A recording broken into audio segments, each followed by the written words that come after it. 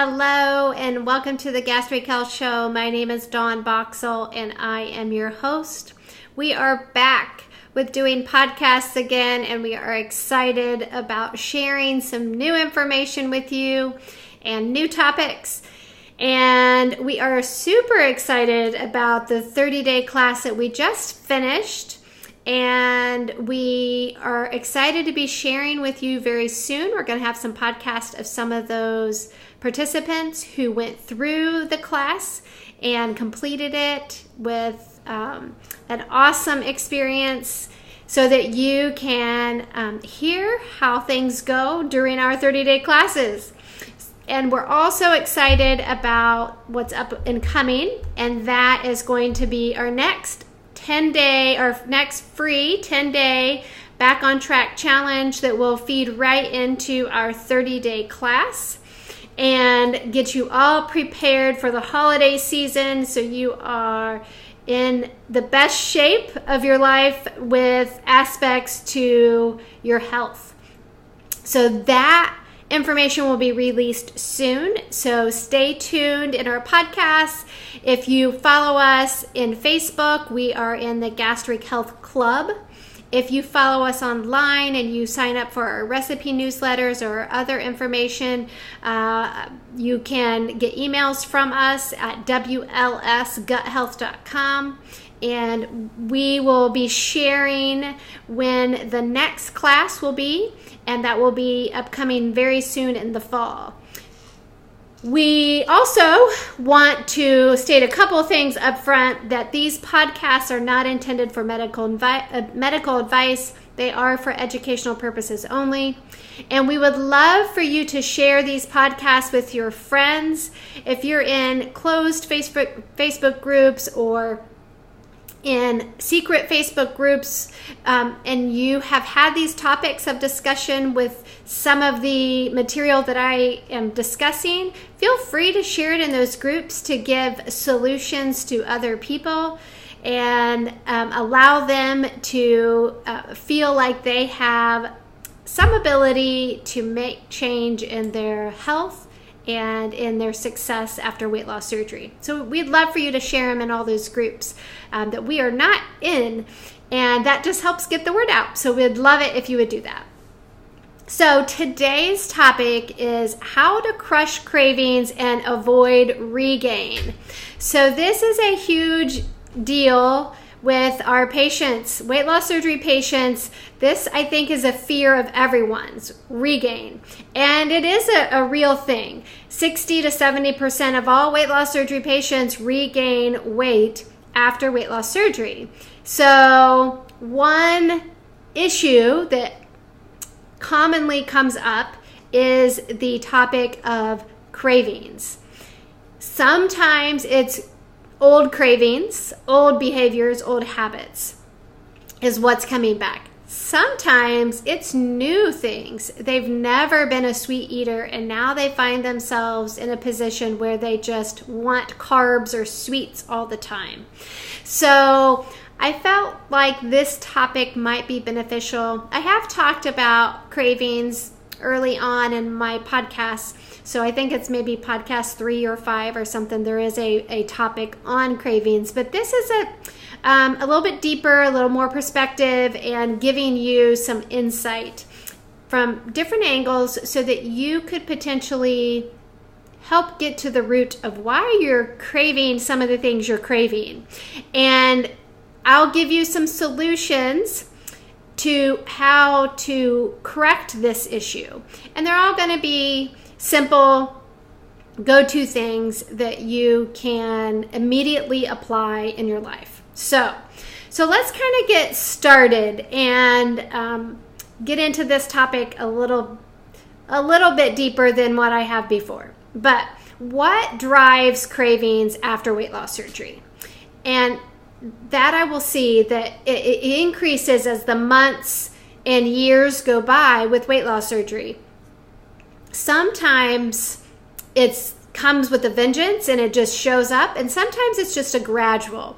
So you could pawn some of that off on this potentially could be just old habits creeping back in. And that that could be the case. So you got to really look at your routine. Is your routine back to very similar what you did before? Remember that our brain likes efficiency, and all those pathways of all of our habits that we did before surgery never go away, and you have to replace them with more healthy habits. So maybe you haven't done it long enough, and that's why you are struggling and you're back to doing some of those same things that you did before surgery. So you might need to revisit your routine and shake it up. Do something different so that you're not maybe, here's an example. Say before surgery you used to drive through McDonald's and get a Diet Coke or a sweet tea or something, a coffee. And now you find yourself back in those drive-through lines again, and you're concerned. Maybe you're not buying anything inappropriate, but maybe you are. So that's where you need to change maybe the direction you go to work. Don't go by that McDonald's, find a new route, whatever. You need to change your routine so that you can get that behavior switched. So that could be a potential. But let's talk about the biology piece of your body that maybe could be contributing to it. So what does that entail? So many patients will come in when I see them at the center that I counsel patients at, and I hear a plethora of cravings, that is for sure. But the most common ones are sweet, carbs, salty, and crunchy. Those are the most common cravings that most weight loss surgery patients struggle with. And I'm going to just address the crunchy one right away because I'm not going in deep on that one. The crunchy one, the only thing I want you to think about there, if you're really craving the crunchy things and you just can't stop eating some of those crunchier foods, or maybe you're crunching on ice, like cups and cups of ice, and you just can't get enough of it and you just love it, that you would want to get with your bariatric team, and they probably need to check your iron levels. That's a very common symptom when it comes to iron deficiencies. And that could be just a low stored iron, your ferritin. It could be, it's your hemoglobin is actually low. So, that is definitely something that needs to be looked at. But the crunchy is real, and just use whole real food as your option for dealing with some of those symptoms that you're having while you're working with your bariatric team. So use nuts, use veggies, make like a veggie salad full of crunchy things like celery and onions and apple slices and anything that you can think of to throw in there that's crunchy, and keep it mixed up that you can have that throughout the day, and that will give you a better source of things to eat that's not going to get you in trouble. So that's all I'm going to say about the crunchy. But let's talk about the sweet, carbs, and salty things. What is all this about? And this, I will say, is very common, that I'll have patients come in and they will say, I have never been a sweet person, but you know what? I cannot get enough. And then I'll have some patients that they'll say, I've always been a sweet person and it's back and worse. So that's a very real thing. And there is some biological things in your body that could be driving it. So that's what I'm going to discuss. The very first thing I would think about is simple. When it comes to, I'm going simple to harder in my list here. But the simplest thing I would think about is your unbalanced blood sugars. If your blood sugars aren't staying stable throughout the day, you're having fluctuations up and down because you're maybe not eating, you're going too many hours in between meals, or the types of food that you're eating, or the amount that you're eating isn't enough fuel to get you through the day, then that could be a driver of your blood sugars maybe crashing. So that could drive those cravings. Another thing is inadequate protein. Now, I don't want you going and beefing up to 200 grams of protein. That's not what is needed. But you need that dense meat, and that will make a huge difference in making you feel full and stabilizing those blood sugars as well.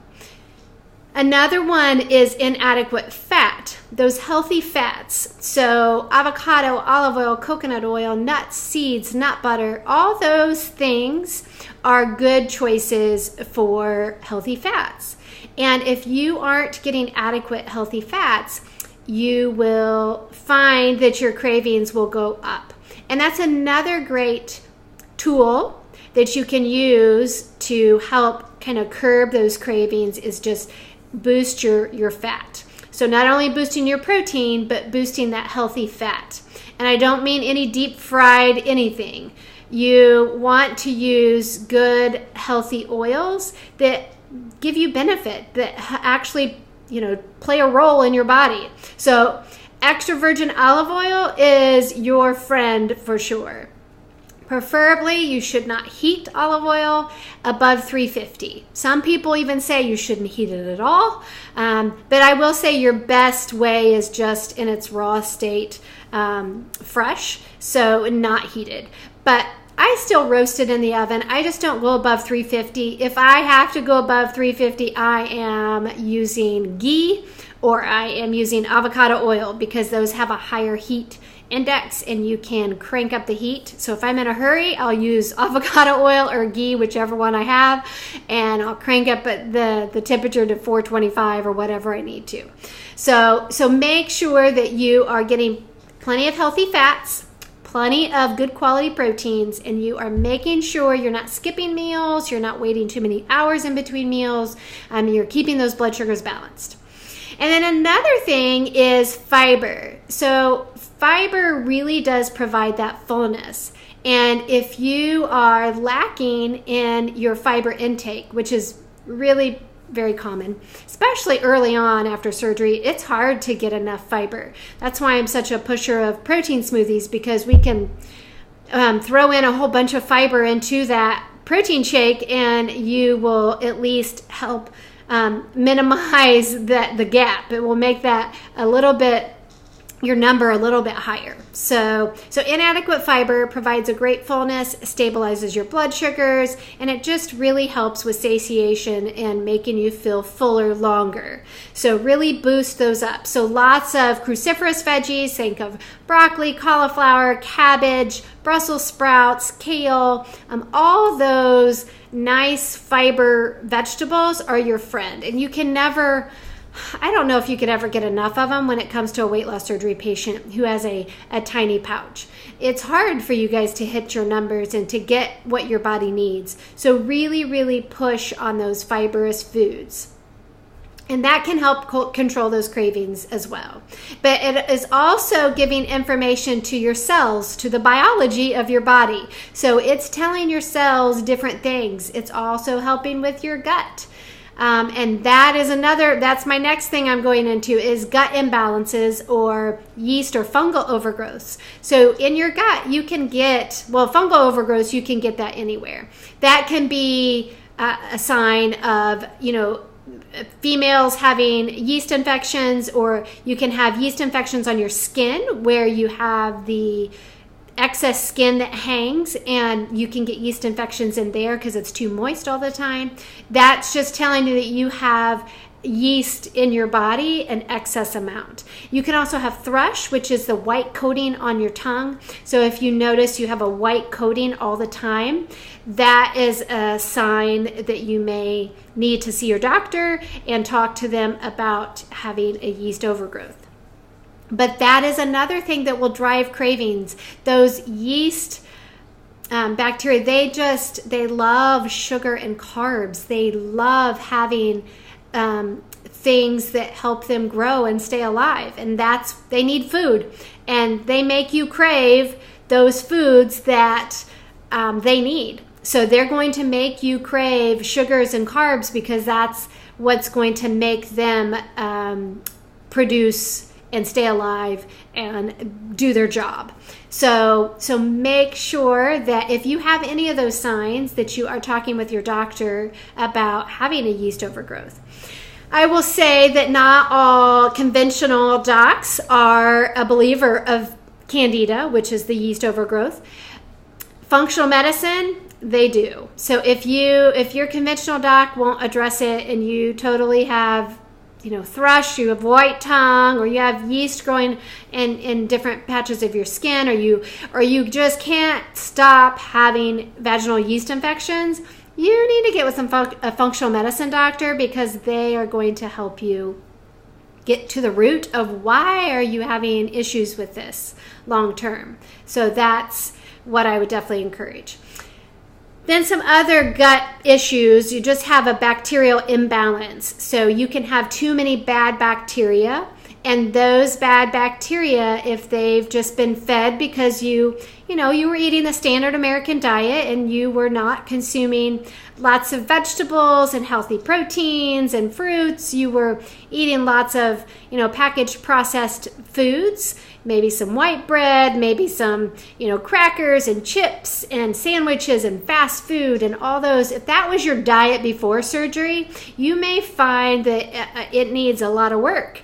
And weight loss surgery doesn't make all that better all the time. You have to fix it. You have to work on it.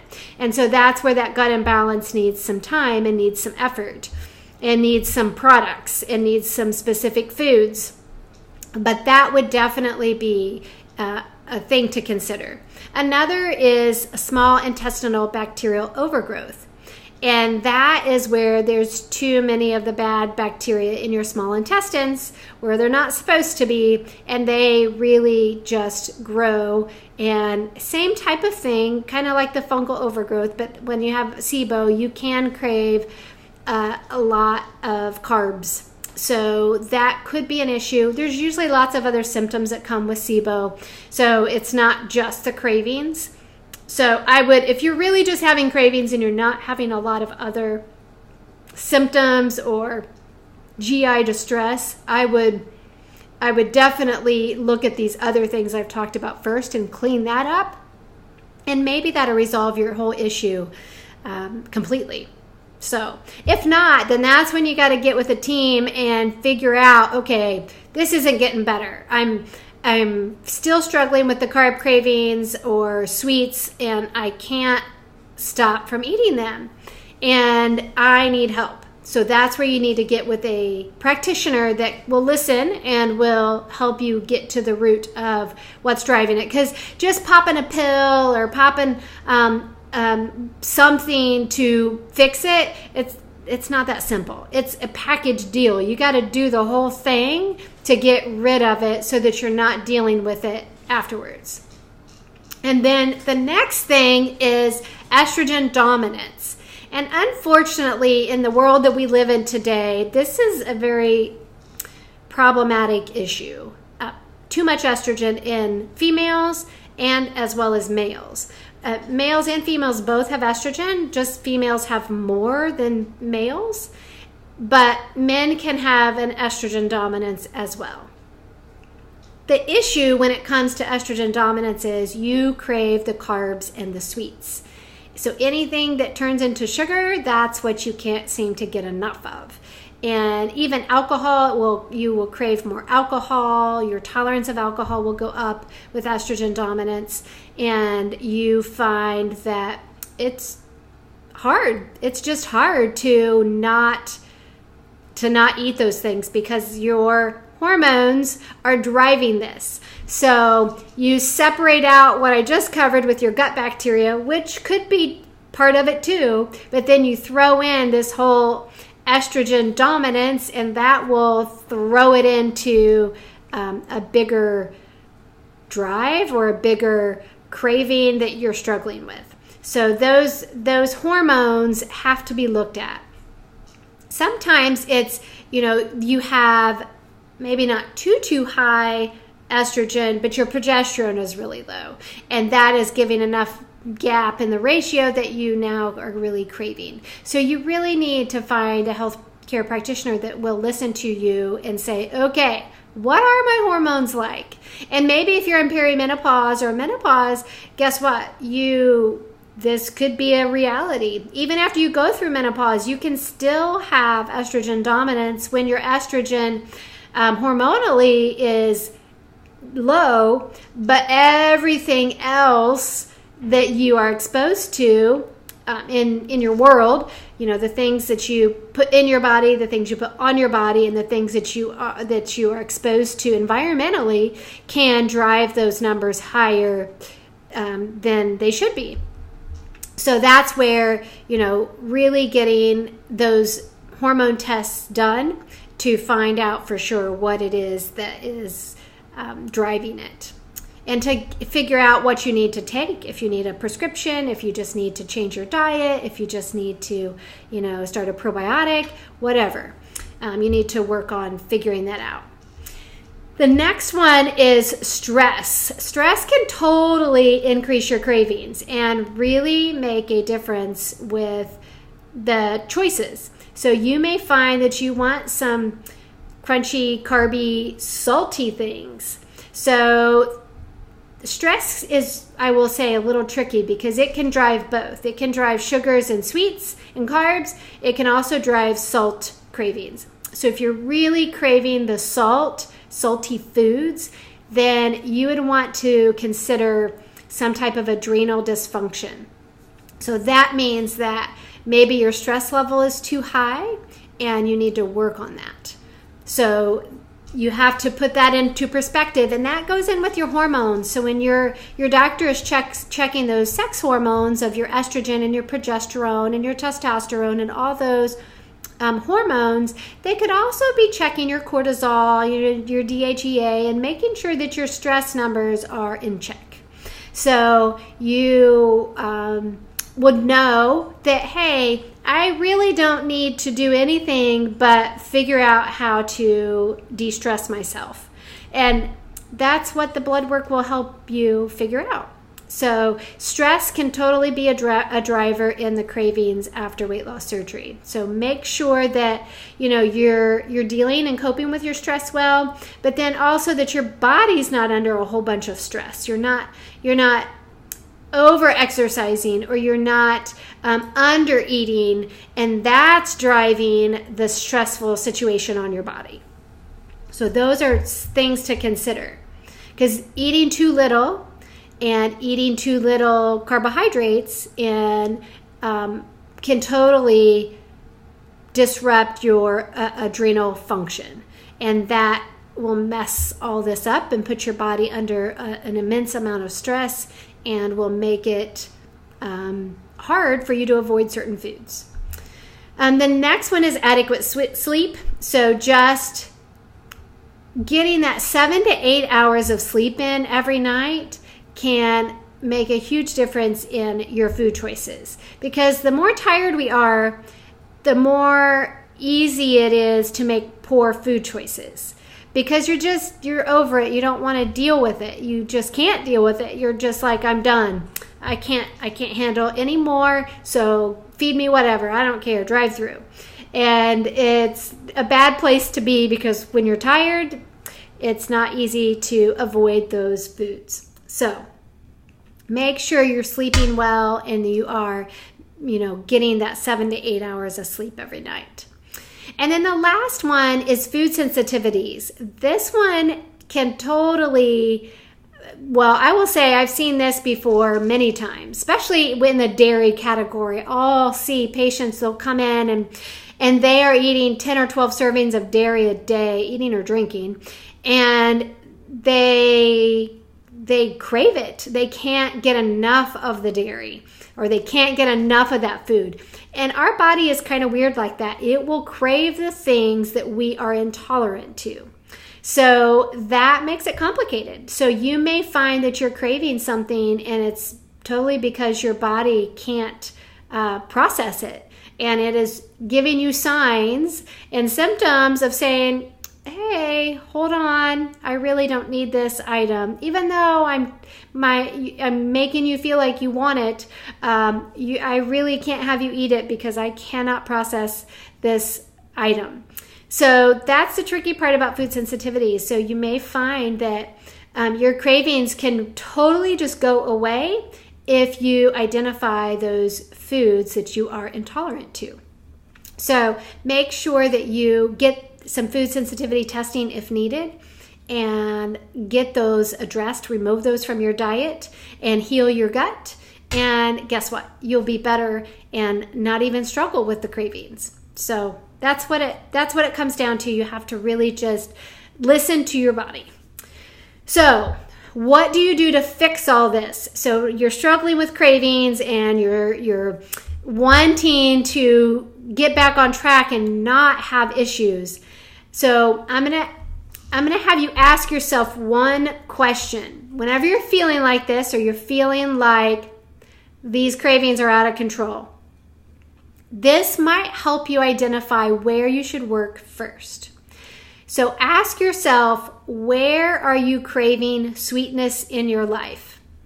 So what that means is, where are you struggling the most? Am I stressful? Am I making poor diet choices? Am I not sleeping well? What are the things that you need to work on, need to work in? And that's probably the first area that you should focus on.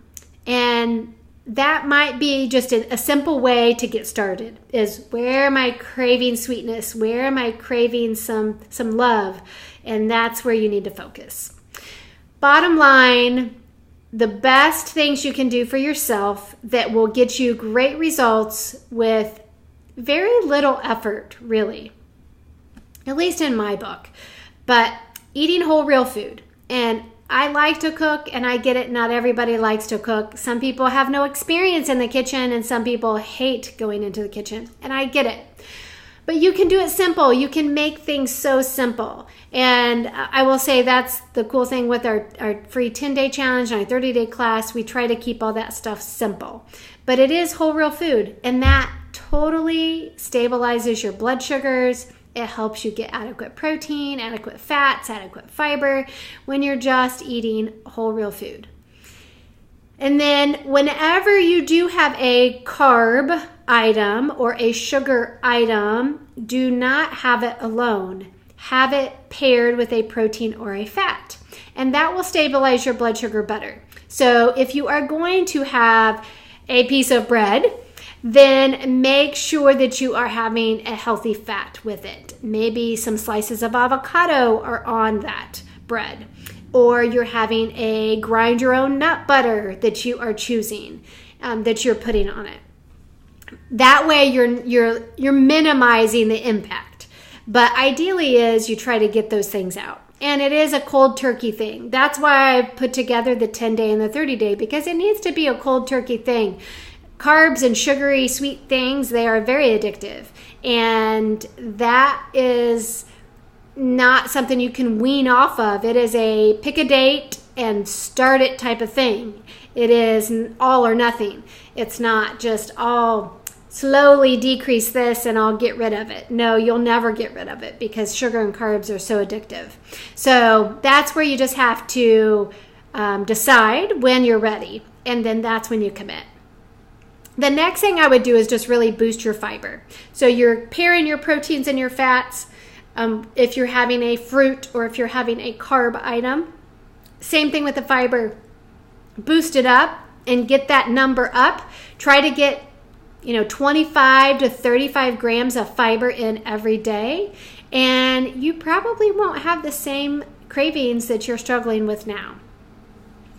The next thing is take a good quality probiotics, and that will make a huge difference in healing your gut and getting that balance back in order.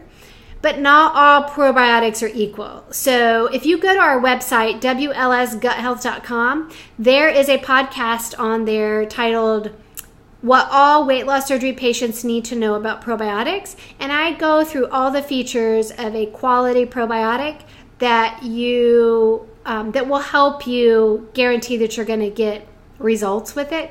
Because like I said, you can totally take a probiotic and it do absolutely nothing. And so you're confused thinking, oh, this is supposed to help me, and it did nothing. And it's probably because of the type of probiotic that you were using, and that may be why. And then the next one is get your hormones tested. Go to your doctor and find out if your estrogen is elevated or if your progesterone is low. Regardless, you got to find out what it is that's off in your hormones and really attack it. Functional medicine is awesome at this piece when it comes to the hormone piece, whether it be your sex hormones or your stress hormones. They are awesome at that and helping you balance it. And they just have more resources in their toolboxes, and they can use some supplements and different foods and really working on lifestyle things as well to help you balance that out faster. So that way you get the results quicker and you're not struggling with those cravings as long. And then stress management. I love the Stop, Breathe, and Think app, and where you can do free meditations and just really calm yourself down, and so that you're not having that fight or flight mode all the time. Go, go, go is not how we're intended to live. And if that's what we're doing, we are making it hard for our body to recover and just setting ourselves up for all kinds of things. Not just making poor food choices and craving, giving into those cravings. It can, create other things that make it harder with lots of health conditions. So make sure you're working on your stress. And then sleep. Really working on getting 7 to 8 hours of sleep. Shut down your screens. Get off of your TVs, your laptops, your phones an hour before bed. And that can help tremendously. Just really get your body in the mode of sleep. And there are so many things. We teach you in the 30-day class a whole week on education of sleep. And it's a way to how to maximize it, and the tips and tricks and things you can do just in your normal life, but then supplements and stuff that you can utilize to support that. And then pay attention to what your body's telling you after you eat food. Maybe you're having symptoms after you eat. Maybe you're having heartburn, or you're having a lot of gas or bloating or belching, or belly distension, or you just feel really miserable or after you eat, hours 1, 2, and 3 after you eat. That's evidence that your body is trying to tell you that, hey, hello, something's up here. This is not working for me. I don't feel well with this. So those food sensitivities, you can do an elimination diet. You can also do a blood test that can identify those food sensitivities. And that is a great way to kind of hone in the areas that you can remove those so that you get quicker results. And it's not as painful to go through each food item, because you have to do 3 to 4 weeks at a time for one food item. So that's where it can take a little while if you do it just by diet elimination. But I will say dairy's pretty popular, wheat and gluten's popular, soy, eggs, seafood, and nuts. Those are the most common intolerance things. So, eliminating those may help. So that's how you fix it. Eat whole real food. Pair up a carb item or a fruit item with a protein or a fat. Make sure you're boosting your fiber to 25 to 35 grams a day. Take a good quality probiotic. We'd love for you to check out ours at wlsguthealth.com. And we have a fabulous one that we've gotten really great results with our patients with. And get those hormone tested. Get in with your doctor and get those hormones tested, and make sure, especially if you're in your 40s as a female, you might be in perimenopause already, and that is the whole driver of it. And that is why you're struggling with the cravings. It is perimenopause, and you're in it. You can't change that you're in it, but you can do things about it so that you're not going to put on 50 pounds because you're in perimenopause. And then stress. Really work on your stress. Get yourself in a calm state as much as possible. Get really good sleep, and sleep soundly every night, and then listen to your body. So I hope all of those have given you some tips to try. And we'd love for you to share this with any of your Facebook groups that you're a part of that maybe this topic has been discussed, and we'd love for you to share it. We'd also love for you to sign up for our next 30-day or 10-day and 30-day Back on Track program. And that will be coming up in the fall. So you can go to our website, wlsguthealth.com, and sign up to be notified as soon as that is released. And we would love for you to join us and be involved in this next class. We had a fabulous time on the first class, and the second one is going to be fun. We gave a Vitamix away, and it was just a great time. We had an awesome time throughout the 30 days, and all the members learned so much, and as well as we did, and it was fun to go through. So I hope you all have new strategies for dealing with your cravings now, and you won't regain any of your weight because you're making these changes in your diet and your lifestyle that you have the ability to control. These are things you can totally do today. You can implement today. And then if these simple things don't work, it's time to move to the next ones. Get those hormones tested, get the stress under control, and get sleeping better at night so that you can really have no issues with cravings. So we'd love for you to join us in the Gastric Health Club in Facebook. That's where you find me, and that's where you can interact with me more easily. And then sign up for a recipe newsletter, and that will give you some great recipes to try. And we look forward to connecting with you in Facebook, and we hope you will join us for the 30-day class. So you guys have a great week. We'll see you soon. Bye-bye.